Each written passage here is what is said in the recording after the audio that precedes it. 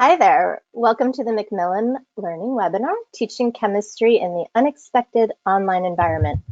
So we are going to talk today about what has been working. And my name is Maureen Ratchford, and I'm the Marketing Manager for Macmillan Learning's Chemistry List. And I want to go ahead and get started. We know that there are probably going to be people that are joining as we get started. So we're just going to start with a few housekeeping items. Thank you all, first of all, for taking time today. We appreciate your interest. It's really great to have so many of you on.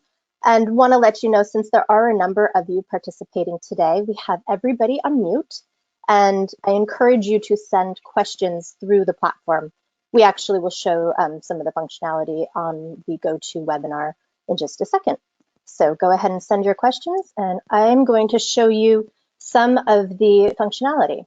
So this is the GoToWebinar menu right here. So if you click on the orange arrow, this should be at the top right of your screen. You'll want to pop that out if you want to see the full menu. And then you have a pop out for audio and questions. And this question button is the one that I think is most important right now, because we do want to hear from you and we want to make sure to address your questions. I have a couple of members of my team. My editorial team, Jeff Howard and Beth Cole, are on here with me, and they will be monitoring questions and chat so that we can address anything you guys might need. We also will be saving most of the questions till the end of the presentations by our panelists, but we may pick a couple if they need to be addressed earlier.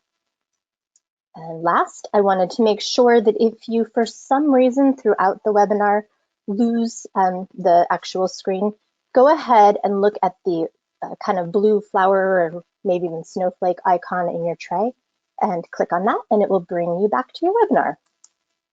All right, so thank you today to our panelists. I want to make sure that you all know our agenda today as well. We will have each of our panelists talk for about 10 minutes apiece. We're going to start with Dr. Kevin Revell for online design, optimizing your course for online learning. Next, we will talk to Tyler DeWitt, and he will talk about tips and tricks for effective instructional videos. Third, Allison Soult from the University of Kentucky. We will be talking about continuing active learning outside the classroom. And then finally, Amanda Norbutus from Valencia College will talk about moving general chemistry online from the perspective of a two-year college. Now, if for any reason you have to leave early, there's no problem. We will be recording the entire webinar. So we will also be sending you a follow-up with the slide deck, so you'll have all of this information. And you can go to this Learn More site right here, which actually just pops up when you go to our general catalog website. And you will be able to find webinars under Tips and Tricks. This will be the webinar we're doing right now, as well as several others we've done lately that may have more information, especially for teaching in this virtual environment. We will be talking about some of our products. Interactive General Chemistry, as well as Revell's Introductory Chemistry, can also be found on our website. So don't worry about taking down too many notes. We will be sending you everything in follow-up. All right, I want to start first with our panelist, Kevin Revell.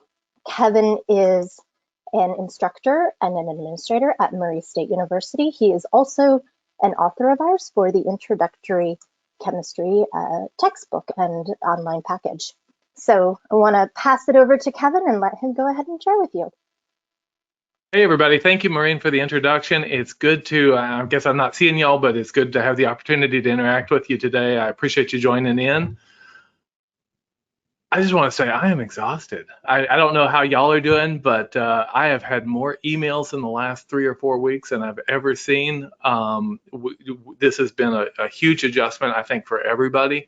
And so I'm going to share the things that are working well. Tell you a little bit about my courses, about the things I'm doing. Some things have been a little bumpy. Some things have gone well. And hopefully I can share some wins with you that will maybe give you some tools that you can use and some ways to think about things as you go through this this week.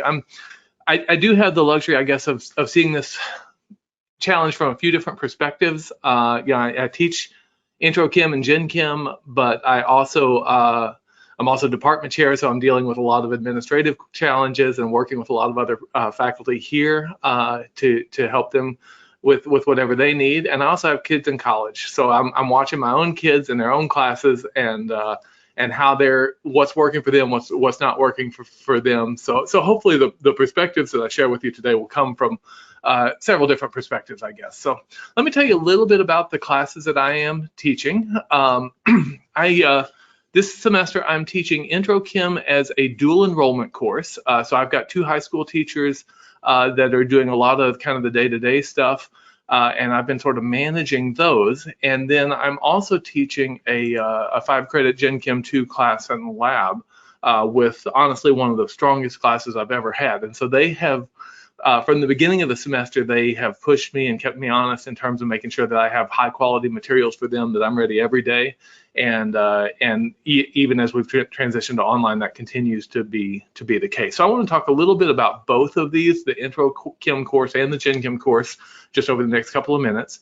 And I want to tackle kind of 4 issues broadly, and that is structure and content. How are we delivering material? How are we arranging material?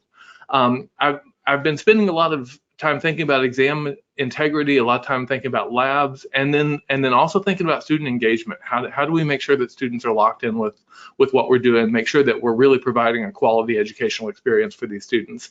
Now that's more than we can do in 10 minutes. So I'm interested in all 4 of these, and if you want to circle back with me on the stuff I'm not talking about, I'm certainly welcome to answer questions or launch discussions as need be. But the 2 things I want to talk about over this time stretch or in this webinar really are structure and content and student engagement. So let's take a look at structure. So this is a screenshot from this morning, actually, from my Canvas class. And there's a couple of different things that I've been doing that I think have been working pretty well with my classes. One is that I have moved very much to a daily schedule. I think students really need that kind of daily accountability. What do you do today? So I've taken to putting in text headers and say, for today, I need you to get this piece done. We're doing this virtual lab. You've got this homework assignment due. Watch this video, check up, so forth. I have moved to more assignments. One of the things that I think, and this whole thing has impacted students differently. Some students have a lot more work. A lot of students, frankly, are bored out of their skull, and you can only watch so much Netflix. So I've been sort of trying to build in a reasonable amount of structure by building in actually more assignments and sort of weighting down, if you will, or lessening the high stakes exams and stuff like that by putting in more of this kind of day-to-day work. And I think that's been helpful. I'm doing class asynchronously.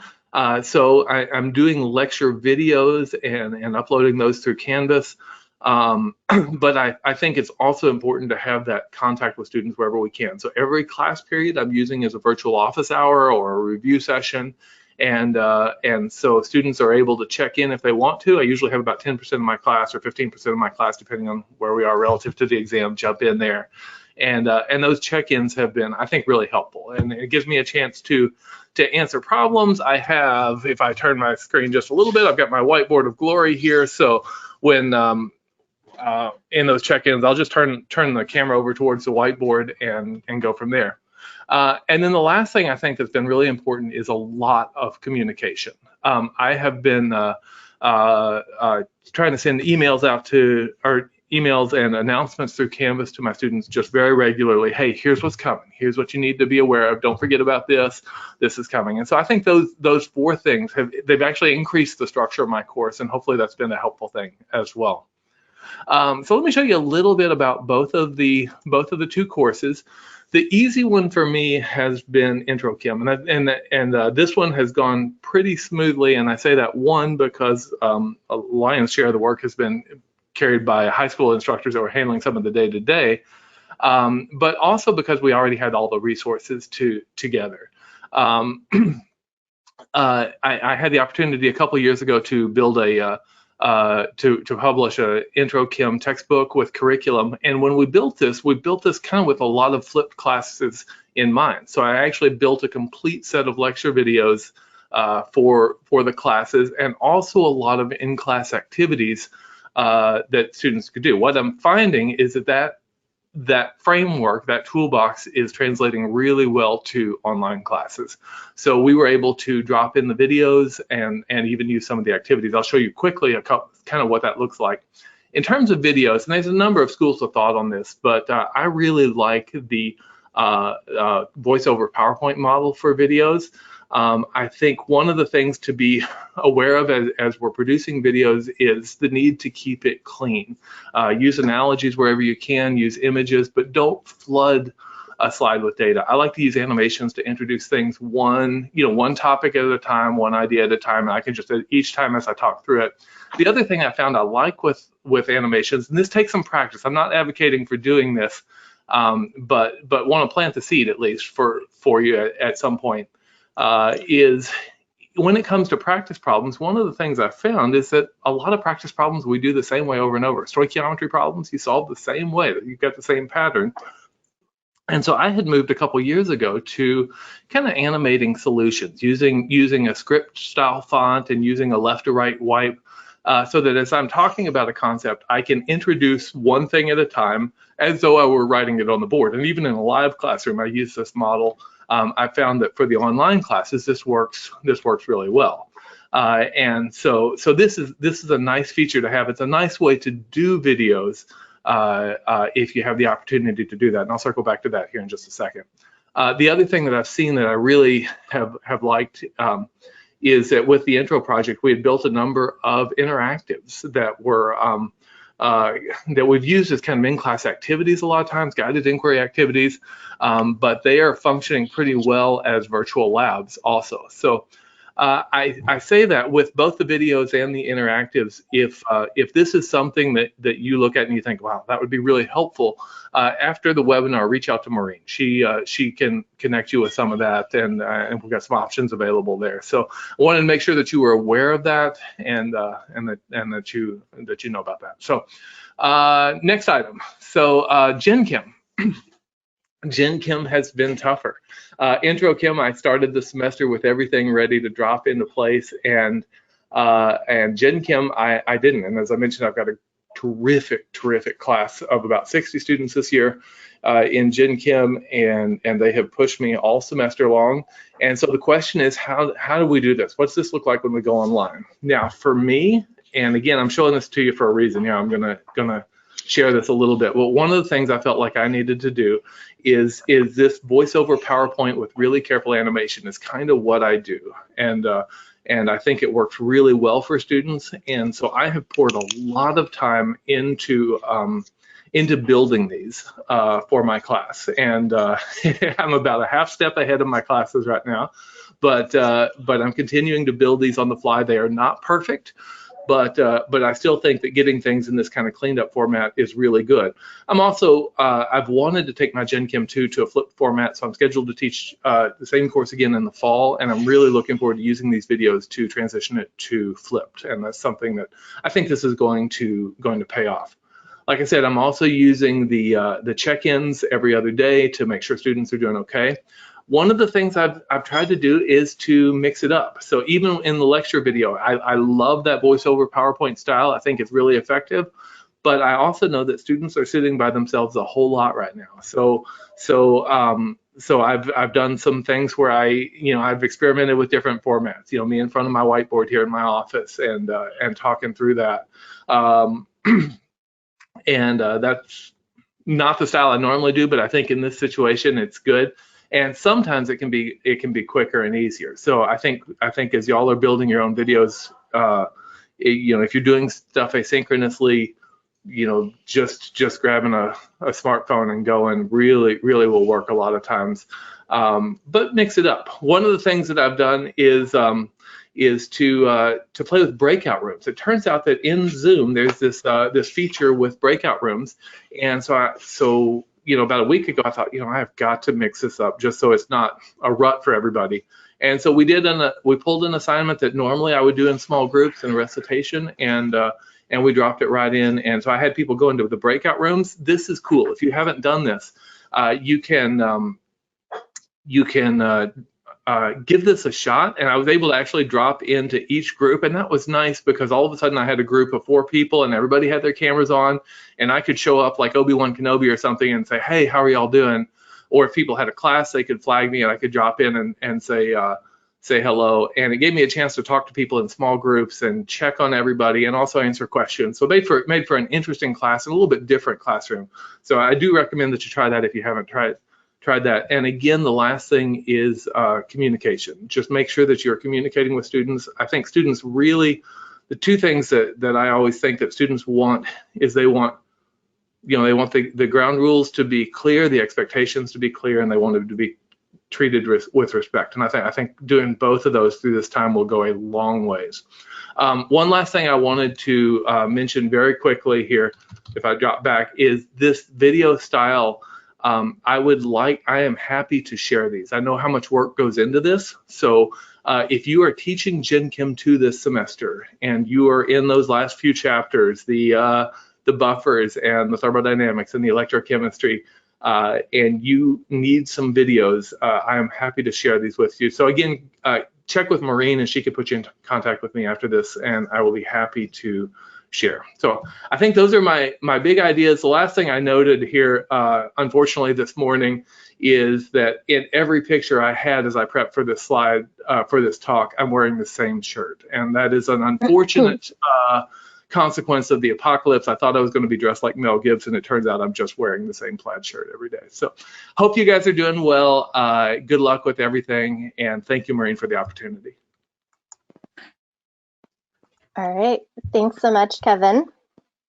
And I am going to, again, follow up with everybody. So there will be a form that you can fill out in that follow-up if you'd like to request the videos that Kevin just mentioned. So we have 2 different things. He has the introductory chemistry book where we can get you access and possibly even do a class test of that for summer if you'd like.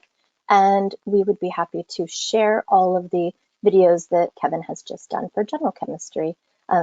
Those are things he's sharing, and appreciate that he's willing to do that. All right, so we are going to move on now to our next panelist. Actually, before I move on, Jeff, did we have any questions that we wanted to address right away?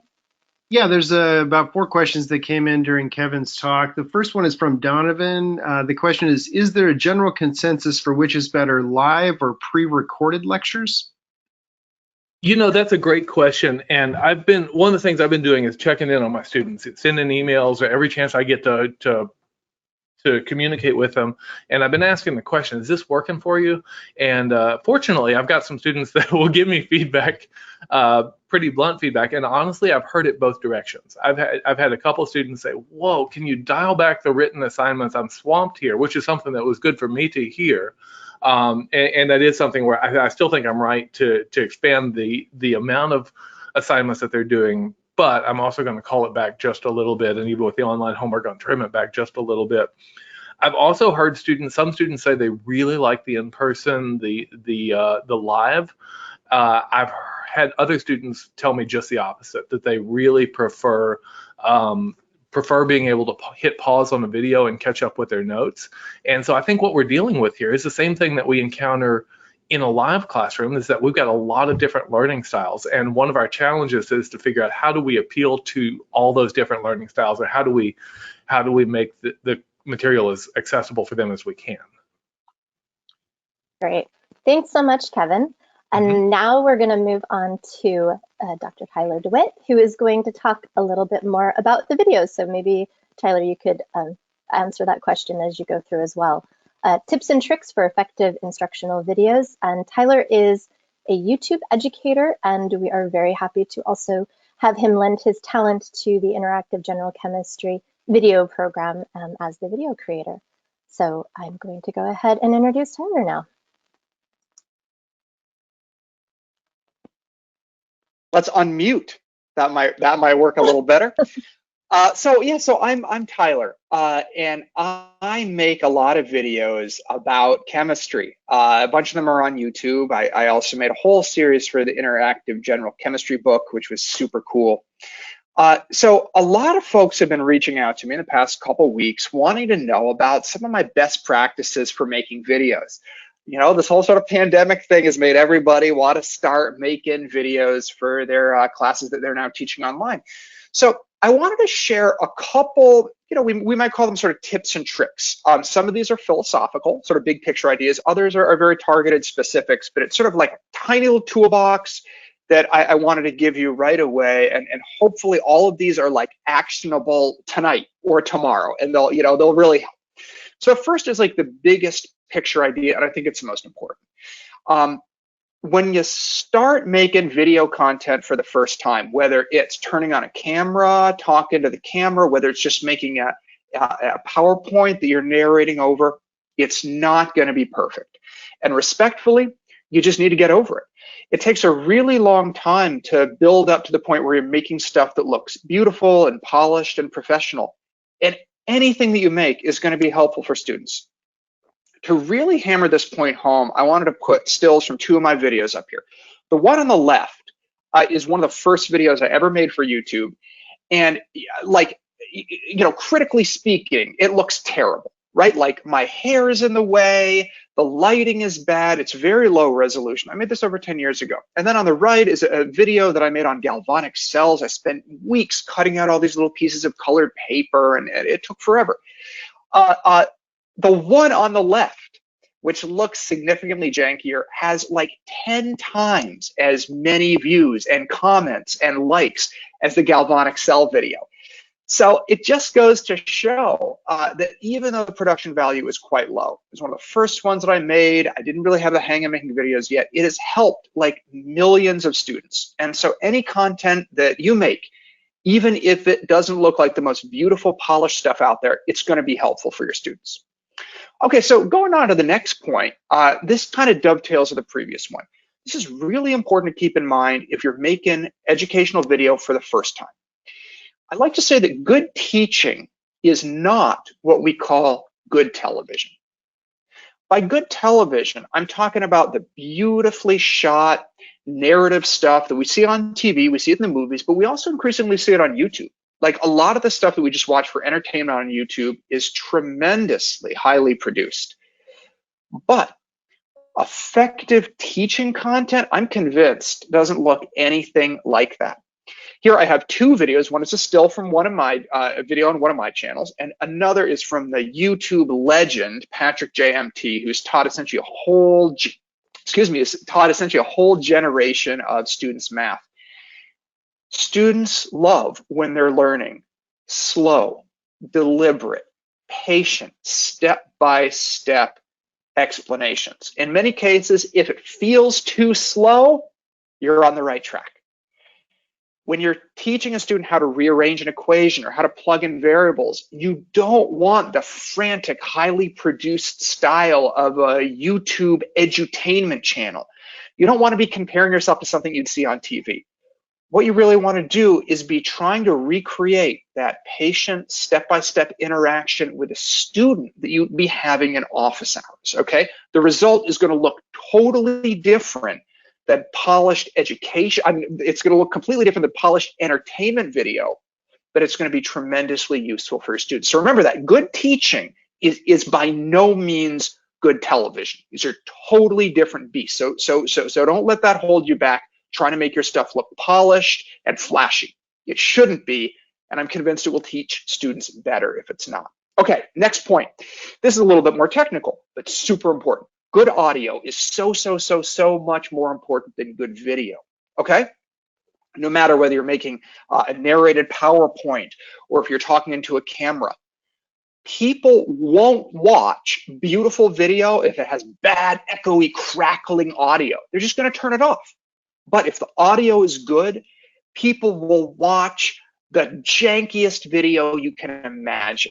And so I always say, whenever you're making anything involving video, don't use the microphone on your camera. Don't use the built-in microphone on your computer. If you can at all help it, use some sort of microphone. And that's like, I'm wearing these fitness headphones right here that have a built-in microphone. The smartphone headphones you probably use to take calls, they've got a built-in microphone too. You plug those into your phone or computer and the sound you get from those will be 10 times better than using the built-in microphone. So that's like a tip that you can start immediately and your students will be tremendously thankful of getting clear audio. Okay, the next point is also sort of technical. A lot of good teachers, I think a lot of teachers in general, but a lot of people who really thrive on teaching love the energy and the interaction of a classroom full of students. They love the back and forth, and a lot of them sort of go into the classroom with a rough idea of what they're going to say, but a largely unscripted lecture. They just sort of start going, students raise their hands, they ask questions, they feed on the back and forth. I hear from so many professors, when they turn on the camera to make a video, when they turn on the record function of explain everything or whatever, they find themselves suddenly freezing up. They don't know what to say. And a lot of that is because they miss that back and forth. They miss that energy of the classroom, and they find themselves tongue-tied. This is super common because teaching into a camera is extraordinarily different than teaching a classroom full of students. So I always say, even if you don't do this in your lecture, even if you don't routinely do this when you're interacting with students, make an outline, know roughly what you're going to say. This shouldn't be a script, because then you'll sound sort of artificial like you're reading. But it's a great practice to do more organization of your thoughts than you normally would for an in-person lecture. And part of that is because if you forget something, you're not going to have a student, raising their hand and saying, oh, wait, what about this? So you kind of have to do the work of thinking about all the things you want to mention and making sure that you hit those points. And that's where a rough outline is going to let you relax a little bit. It's going to let you feel more natural because you know what's coming next, and you're not going to be freaking out about like, oh, wait, do I talk about this before that or no? That's what the outline is for. It'll make you be more natural and just more, sort of more step by step. Okay, next thing. This is something that is really near and dear to my heart because if you've seen my videos, I like using colored paper and pieces of paper I'm moving around, and I don't use a lot of narrated PowerPoints. I like magic markers and pens. And I'm a big believer that low tech is often better than high tech. And when people start making videos for the first time, one of the things they got to do is they got to make everything high tech. So if they're using PowerPoint, they think they've got to use the PowerPoint drawing tools for everything, or everything needs to be drawn on the tablet or on the screen. It takes forever to do. Just take out pen and paper, draw it, snap a picture of it from your smartphone, and import it into the PowerPoint, right? Done. If you like using the chalkboard, write out the equation on the chalkboard, do that. So here's two pictures. I got a mitochondria that I'm drawing. On the right, I'm trying to do it with the drawing tools in PowerPoint. It's a disaster, it takes forever. On the left, it probably took me 30 seconds just with pen and paper. Just snap a picture of it. In the next slide, same thing goes with equations.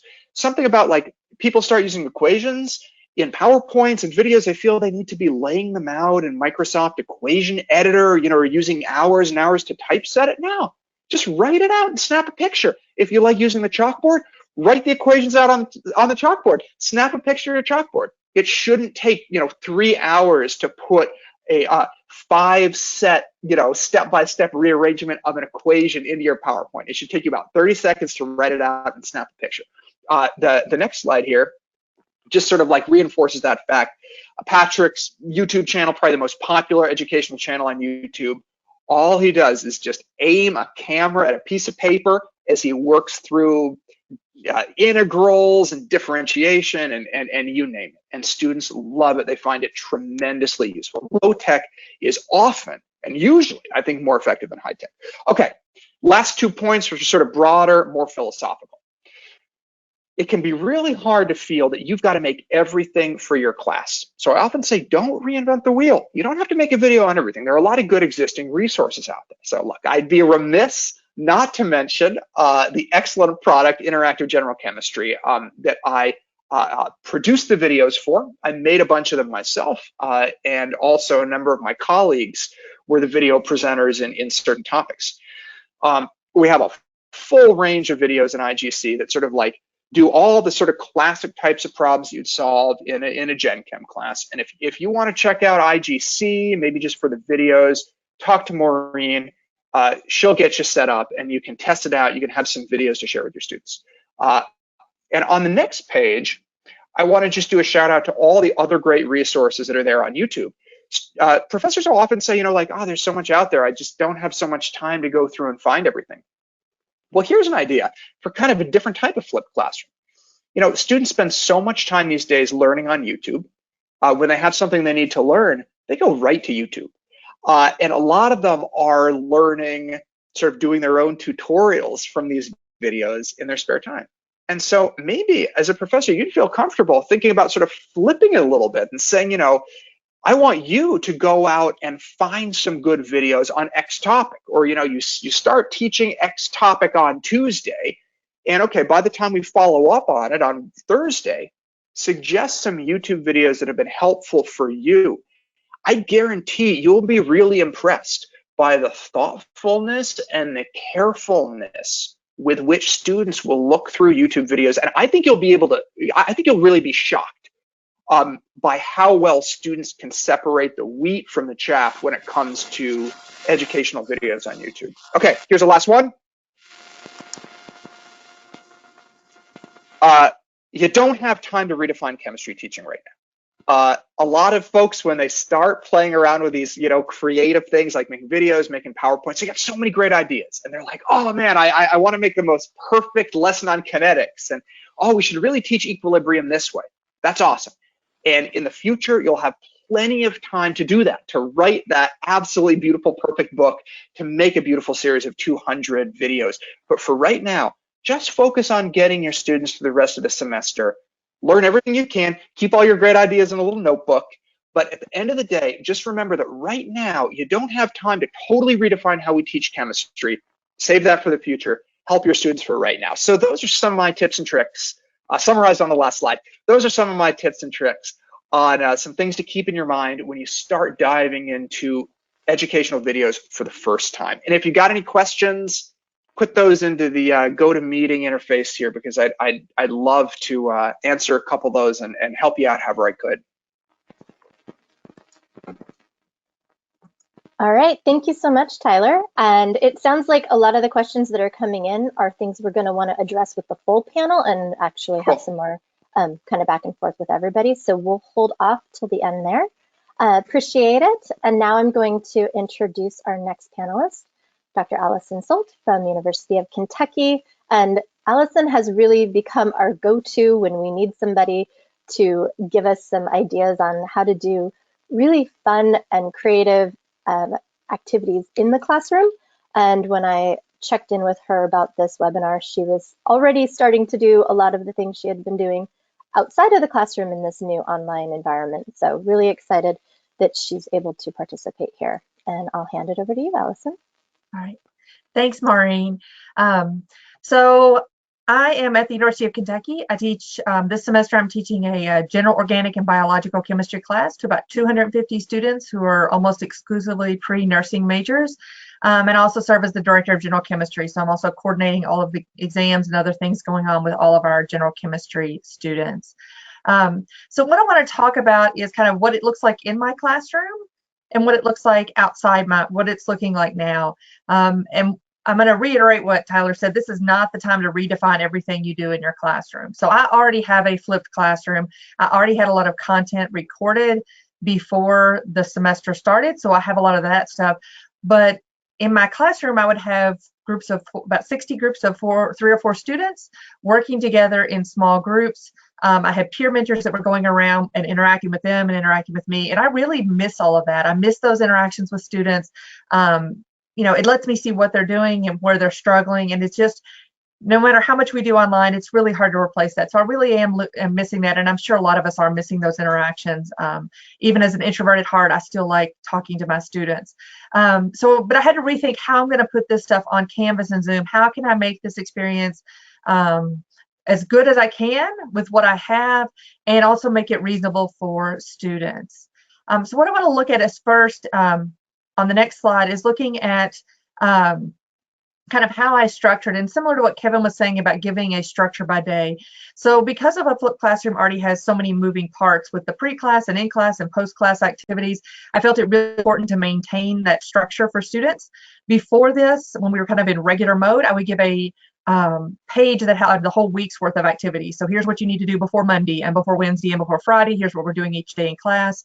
Now that we're going to this remote learning, I've actually moved this to a daily list of activities. So it gives some students some structure.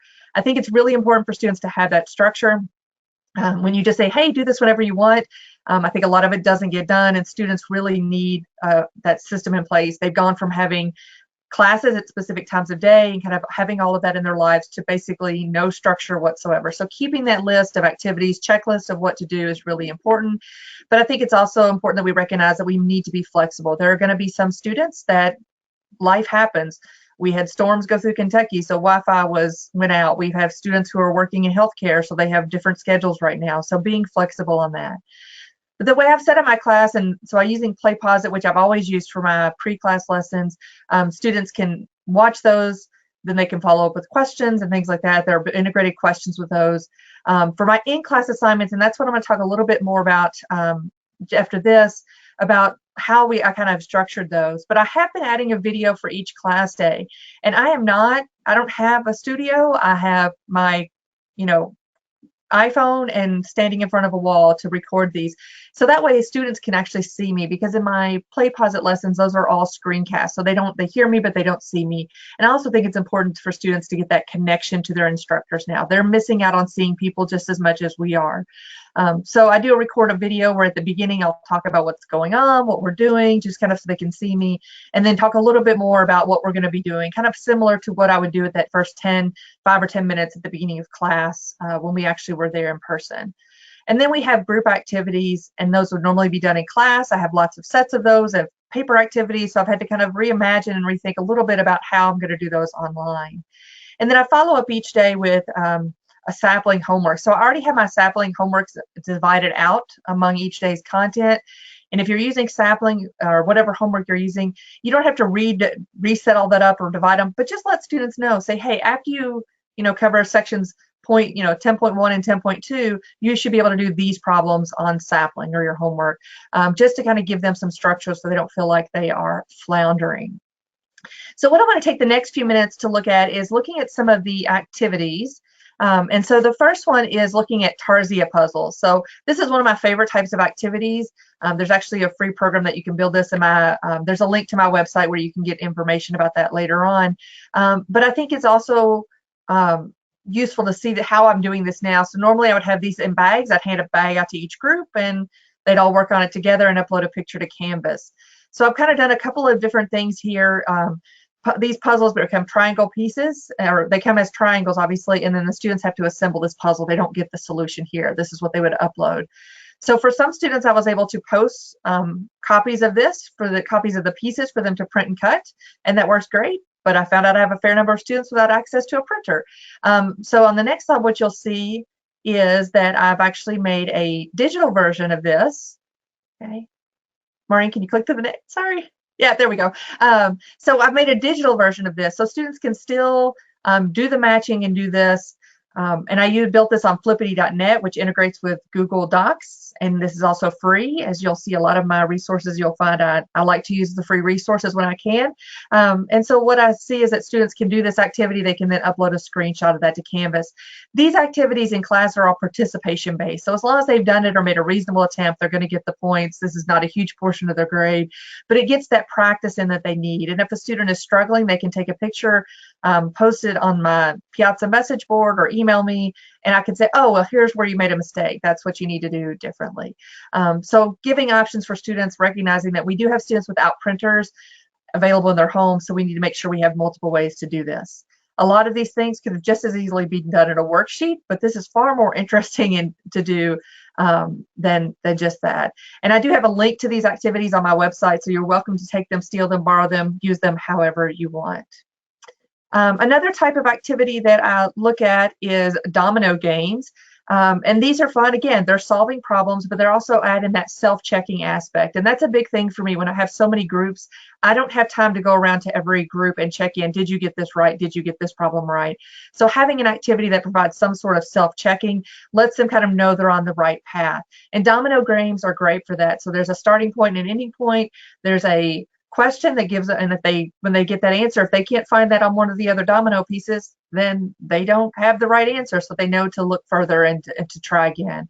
So this is, again, we've got a print and cut version, so I can provide these pieces for them to print out. And I also made a digital version, which is shown on the next slide, and it has it's built in Google Slides, so everything you see from the instructions, solve the first problem. That and up is all the background of that Google slide. And then the pieces at the bottom are actually movable images. So students can pull this up. It does force a copy into their Google account, so that way they're not all editing the same version, they're all editing their own version.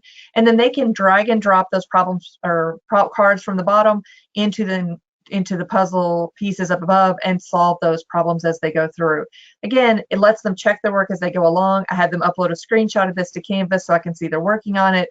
And it's just a way to make sure that every student can do this. And because it's through Google Slides, it's actually compatible with any device, whether it be a tablet or a computer. Okay.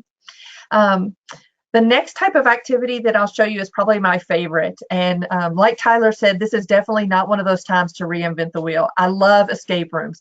When I've surveyed students, this is also one of their favorite type of activities. You can do this on any topic, adapt for any level of course, as hard or as easy as you want, whatever the case may be. But I will tell you, these take a lot of time. So this is not the time to build escape rooms. But I share this with you now because there are a lot of these that are already out there and built that you can use on your own. So this is a time to look for new ones, and I've got a link to a couple of mine on my website. So this is an example of one of the kind of puzzles that students would solve.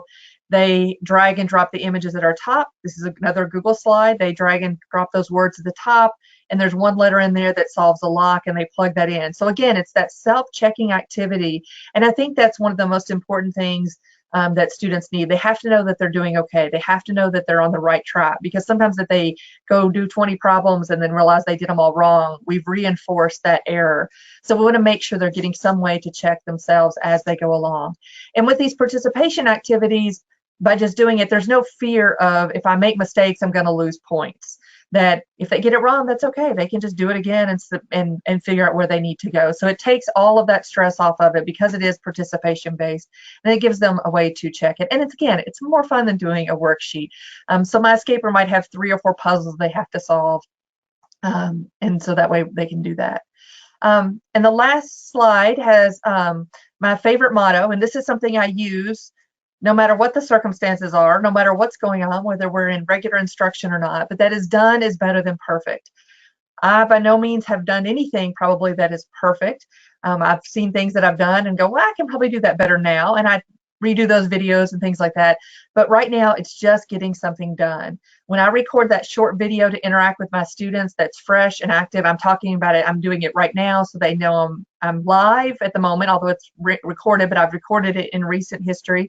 And it's done on my iPhone. It's not great. It's not perfect. I might stutter. I might make a mistake, and that's okay. It gives them the information that they need. Using existing activities is a big thing. My website is there. You're welcome to go there, use anything you want. If there's something you go, well, hey, maybe she's done an activity on this topic, feel free to reach out to me. I have other stuff. I just don't have everything posted on my website as of yet, but I'm happy to share any of my resources. Another resource I would encourage you to look at is Teachers Pay Teachers. This is primarily targeted at K through 12 teachers, but I found teaching a GOB class or even a general chemistry class, there's a lot of content there that's applicable to what we're doing in some of our chemistry courses. And so even if it's not applicable to the content, you can get ideas for different types of activities that you can use.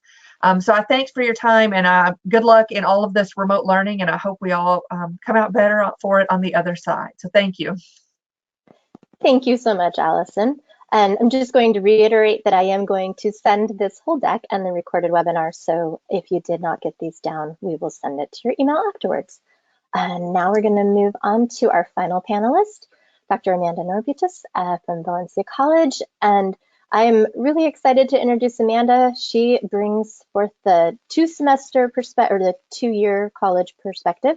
And Amanda does some really cool work with art conservation and has done a lot with 2YC3. So please listen to her now as she talks about the changes they have been making and some of the adjustments they've had to make even with those changes. All right, Amanda. Thank you, Maureen. Yeah, so as a 2-year college instructor, I had a little bit of a different problem when we first started this, is that I'm in charge of all 1045 content, and I have to share it with our part-time faculty or adjuncts, as they might be called at other colleges.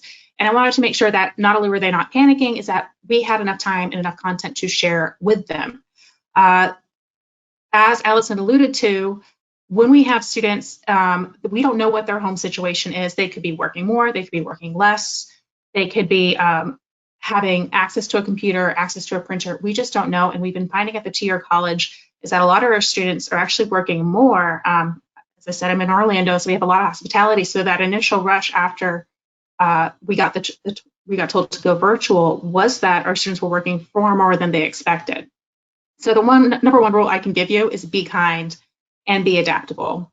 Like Kevin, I initially put in a lot more worksheets into our weekly schedule because I wanted to make sure that students had the time to practice these extra problems now that I no longer saw them face-to-face in course. And the feedback after the first week is it was too much. And I had to listen to that, even though I know, teaching strategies say give them as much practice as possible. I had to say it's going to be okay to be just good enough.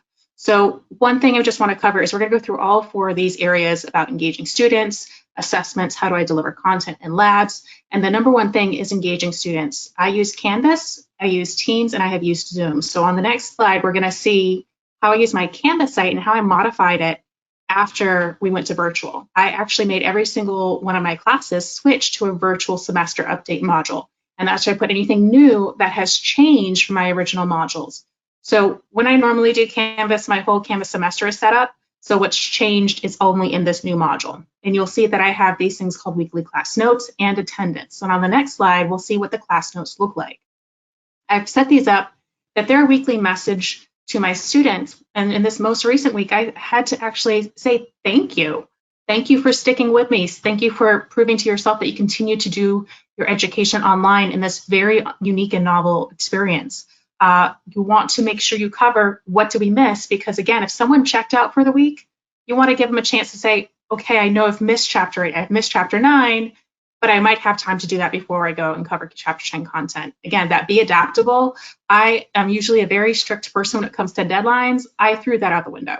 You have to. We just don't know. For example, Tuesday, I didn't have internet. So I didn't have a chance to talk to my students the way I normally would on Tuesday. And I said, okay, let's adapt and let's do this Wednesday. The other thing is I've actually listened to my students' feedback about attendance. I require attendance all semester, and I had changed it the week before we left for spring break, being aware that some people were getting sick. I said attendance is not going to be collected the rest of the semester. And at that time, I thought we were going back into the classroom. When it came back that we were entirely virtual, student feedback has said, we actually want to be counted for attendance. We want it to be counting that we were attending these lectures. So on the next slide, you'll see an example of an attendance assignment.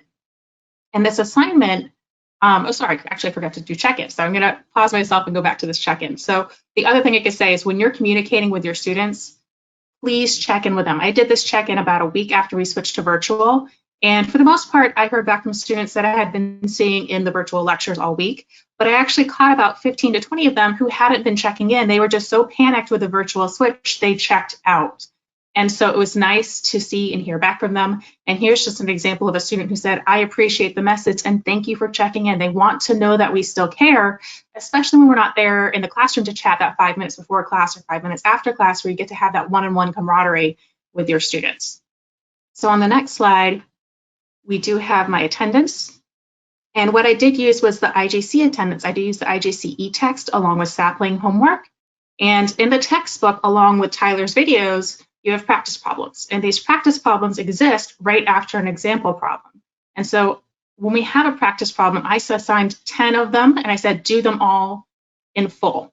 I am aware that they can get it entirely from the textbook. But what I wanted to see is how they worked it out. So I said, here's the hint if you can't get it right away. And if you still can't get it, here is the answer. And what this does is it takes the place of me walking around the classroom saying, oh, I think you're off on this step, or convert liters to milliliters, because we all know there's these little tricks that we know as professors that students get very frustrated with when they can't think of it right away. And so having these practice problems at hand, showing them this step-by-step progression in a problem has helped relieve some of that frustration, and students really appreciated having that available to them. That being said, they did say it was too much. So instead, the first week where I had them do all 30, the second week I said do 10, and I listened even further. And on the next slide, you'll see what I did for this most recent week, where I said, okay, I hear that you're still struggling. I hear that you're still busy adapting to everyone's online lecture style. and I just need to know that you're paying attention. So send me a picture. So someone sent me a picture of the assignment page. Someone sent me their practice problems.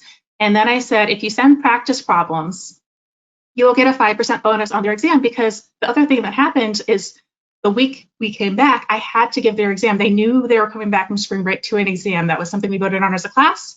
They wanted to have spring break to study, not to take it before spring break. So they had to come back and adjust right away to a digital version of an exam. And so they didn't do as well as they normally would. And I like giving bonus points for when it's a frustration not caused by their understanding, but instead from an outside parameter.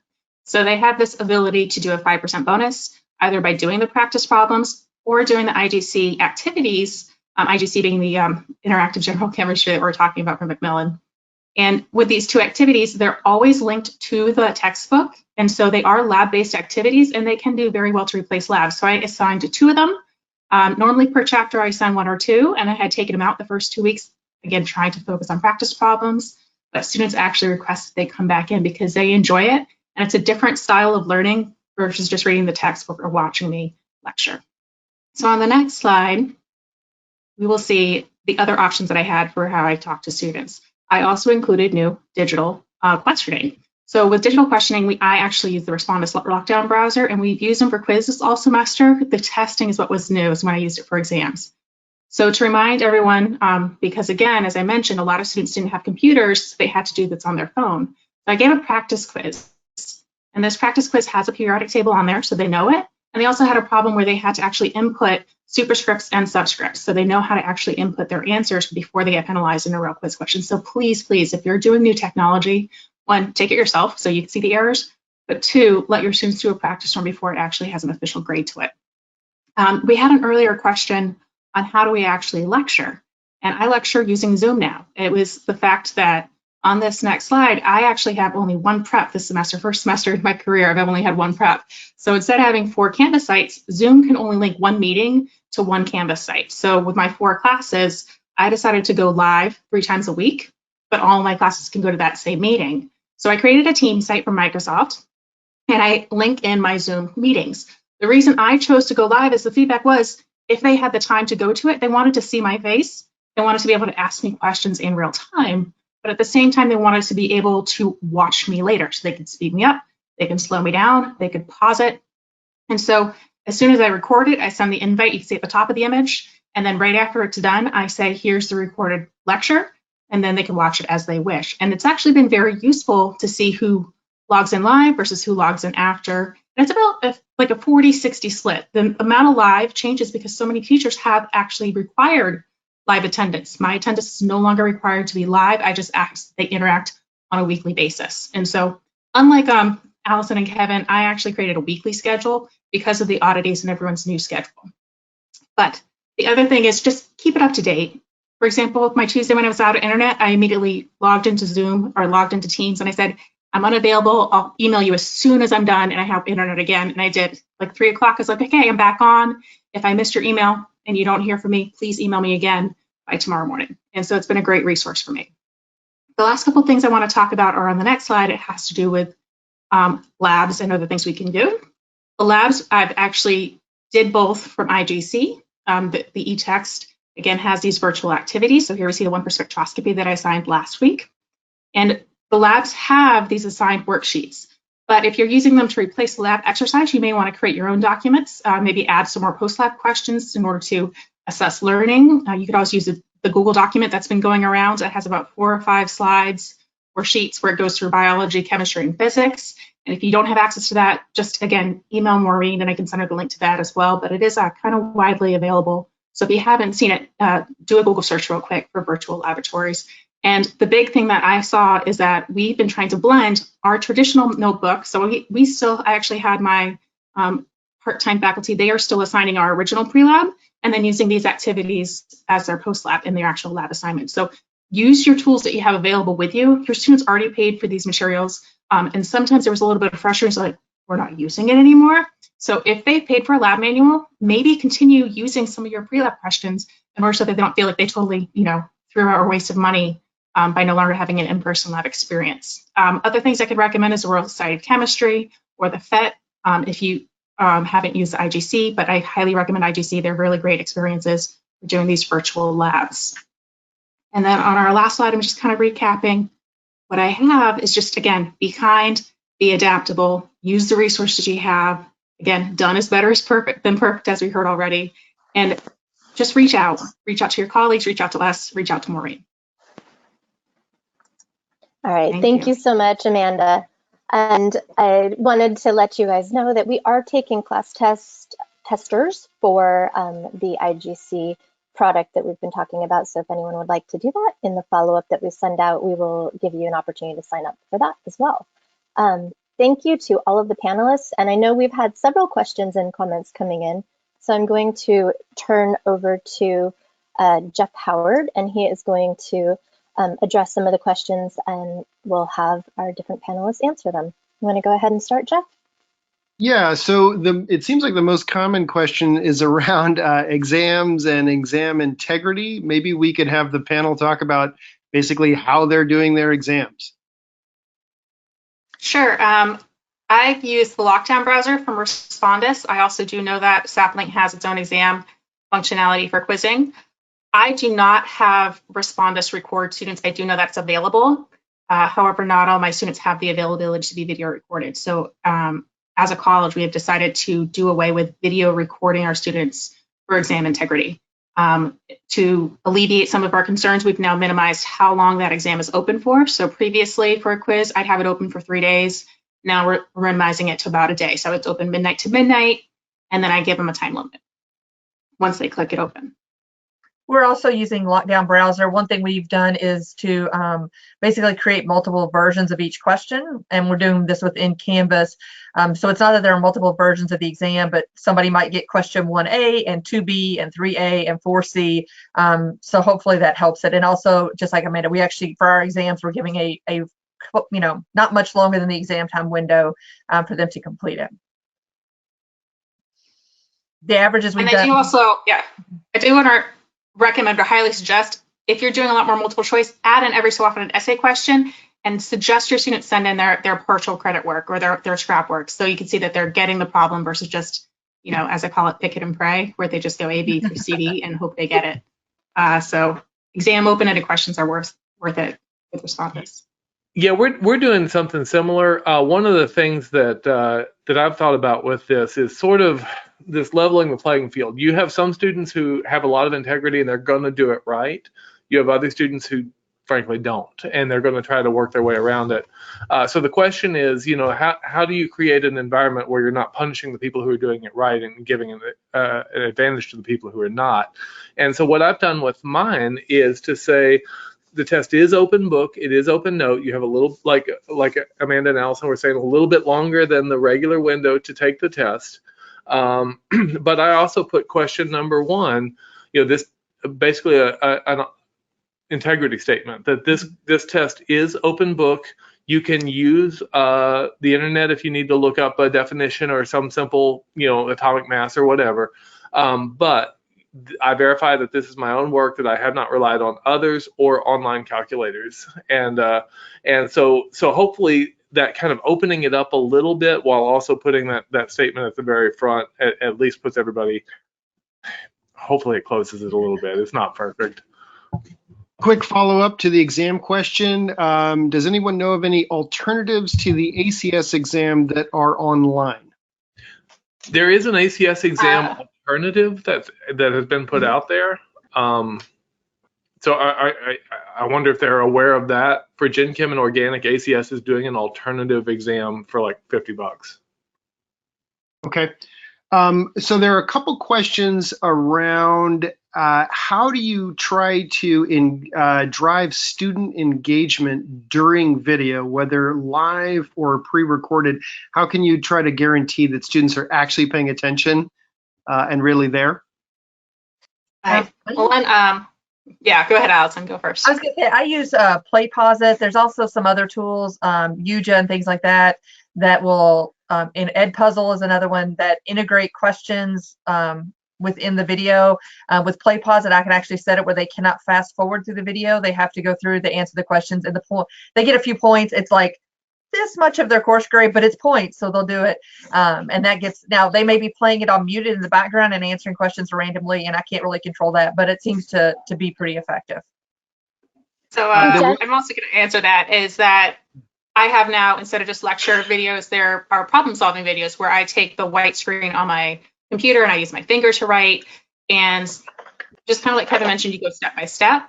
And I do that. I say, here's our problem. And I actually hide my face and I say, you have a minute to read the problem and get started. And I intentionally mute myself so they have time to think about it before I prompt any further discussion. I haven't used the breakout sessions. That's maybe something I'll pull in for summer session. But having the problem solving sessions, I say either raise your hand because they have the raise a hand function. I say use the chat function, or, you know, unmute yourselves. And that's been a little bit, they're a bit timid the first week, but the further we go into this, they've been doing better at responding orally or in the chat box versus just empty silence and listening to myself.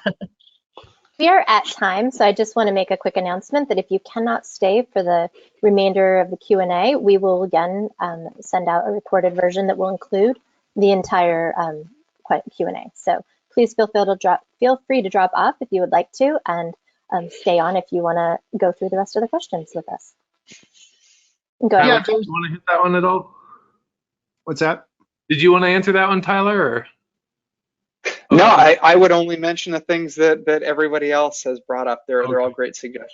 The other thing I would add to it is I always make a skeletal framework available to my students before class, and so it doesn't have, you know, where questions are worked out.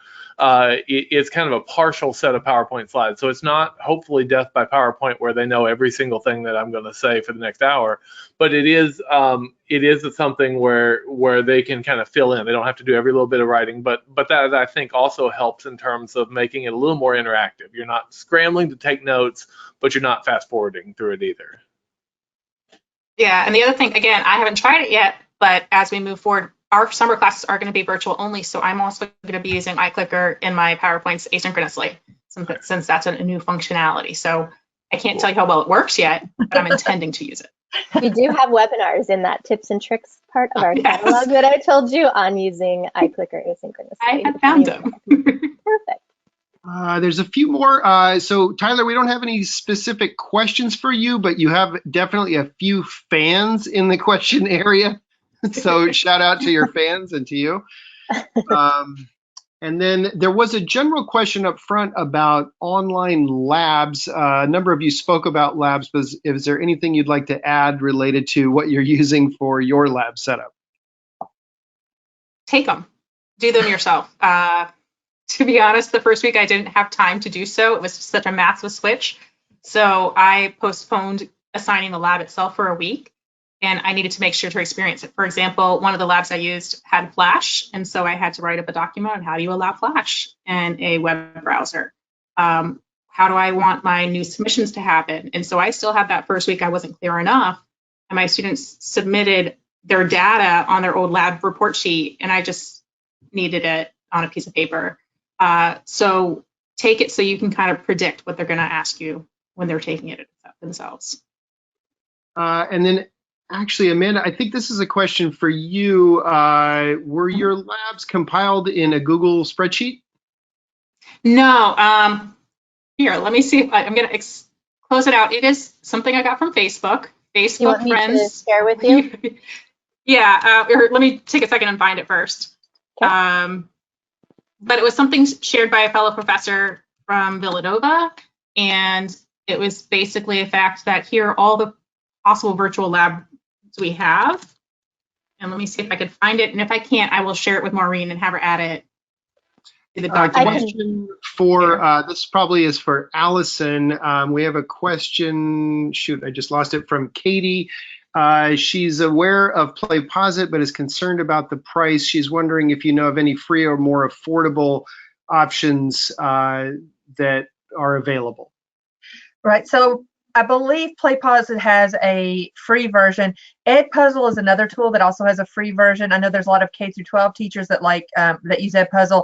To be honest, the reason we pay for PlayPosit is because We have thousands of students, and it integrates with we get the LTI functionality when we integrate with Canvas. But I believe, unless they've changed it, they have a free version. But Edpuzzle is another alternative that's very similar to PlayPosit as well, and they also have a free version. Perfect. And then this is a real question. I promise that I didn't write this. Can Kevin Revell please write a general chemistry textbook, please? Yeah. Stay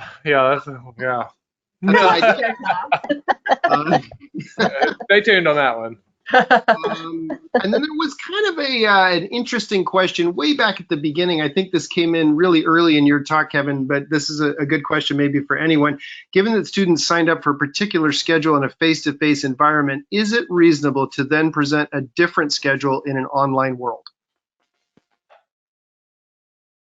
So I would say, so I'll let Kevin do this next, but for those of our faculty that have chosen to do anything that's live, they're actually doing it at the same schedule and then recording it for those who can't do it.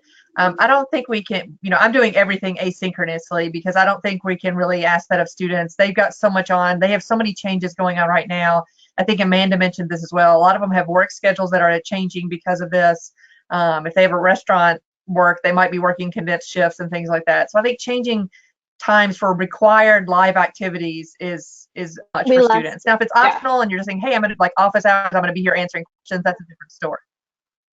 Yeah, I mean, I'll chime in again. I said I had 4 preps and they're all or 4 classes, but all the same preps. So I wasn't going to repeat myself 4 times a week virtually. And instead I sent around just a quick schedule, like when's your most preferred time to have these lectures? Because I do have a lot of healthcare workers. So thank you. Shout out to all our healthcare workers, by the way. But they had obviously a massive change in their schedule, and I'm not going to penalize them for that. So if you do anything live, just make sure it's not mandatory. One thing to add to that, I think that Allison and Amanda are both right on with that, exactly right. I know with my last test, I scheduled the test for our regular test time, which is 8:30 to 10:30 on Tuesdays mornings, because I didn't want to interfere with any other live classes. So I didn't want to change it as much as a lot of people would have preferred to take that test a little later. But in Canvas, you also have the ability to give a test at different times. So I did have several people who contacted me and said, hey, I'm working that shift. And yeah, okay, you take your test at 7 o'clock that night or whatever it is. And I think there again, being a little bit reasonable during this time, everything's changed for everybody. And so anytime you can meet people part way, I think they're really going to appreciate that. I do want to add in, when I give a Canvas test, if you have answers available, make sure you delay them being visible to students by at least 2 days, because there's going to always be a student who might email you the next day like, I didn't read it in time. I don't, can I take it late? And even though, again, we have that 1A versus, 1B option, I just don't want that information out there for the answers. So do yourself a favor and delay publishing the answers just too quickly in order so you can be that flexible teacher that you want to be. Couple of follow-up questions to that one. Are you running your classes during the scheduled time or modified for virtual learning? And also, how often are you meeting? I'm completely asynchronous. I have office hours that overlap with my original class time, just so that way if students are trying to maintain that schedule and work then, they can. But all of my content is asynchronous.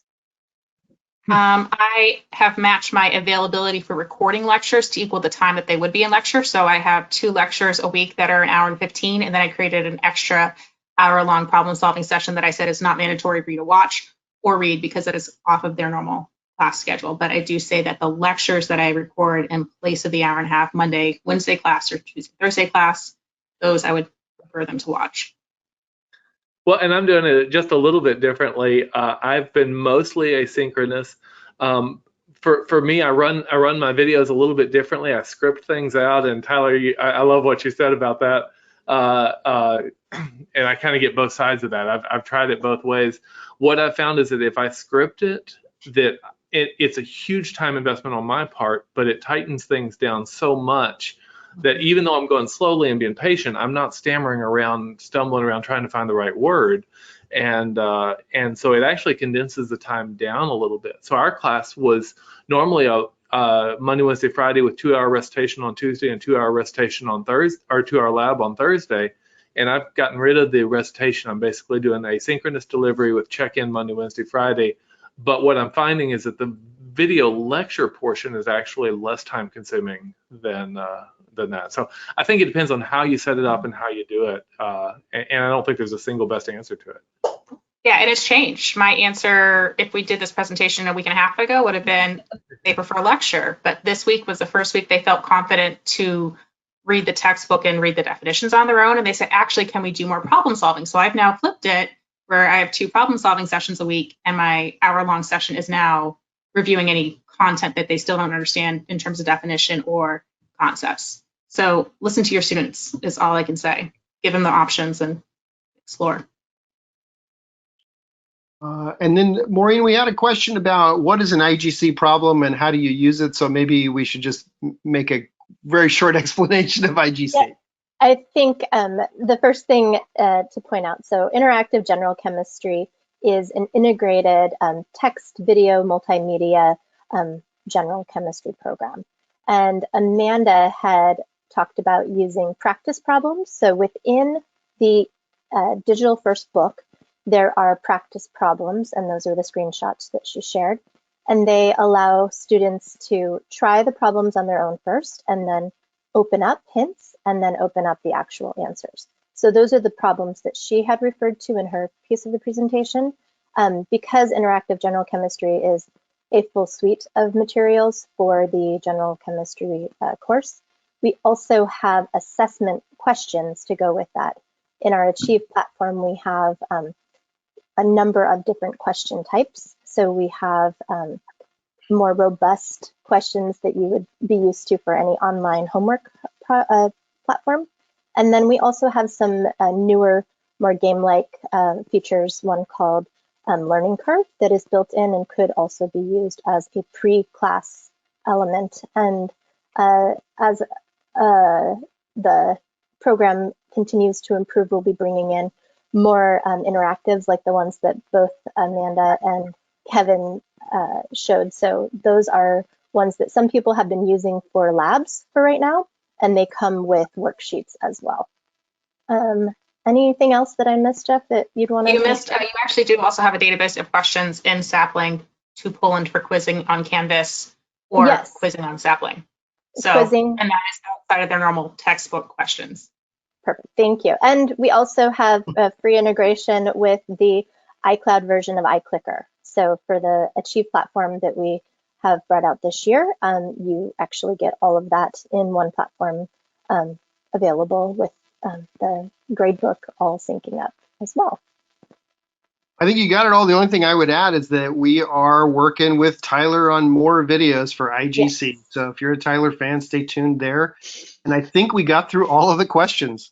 I think so too. I'm going to add an extra resource slide at the end of this that we send in follow-up, where I will put direct links to both interactive general chemistry and introductory chemistry by Kevin Revell, just so you can get right to the exact catalog page if you are interested. And again, there will be a form to fill out if you'd like to class test either program. We are happy and would love to be able to support you for summer or even fall courses. We are hearing from several instructors that even if we go back to a live situation with classes in the fall, contingency plans and some even hybrid models may be necessary. So we're very excited that these products were already created and built before we wound up in this situation, and would love to support you any further we can. Thank you for so many of you staying on over an hour. And if you have any other questions, I'm Maureen again, the person that emailed all of the invitations. I'm happy to take your further questions over email. Enjoy the rest of your Friday and happy holidays to those of you celebrating this weekend. Thank you. Thank you. Bye.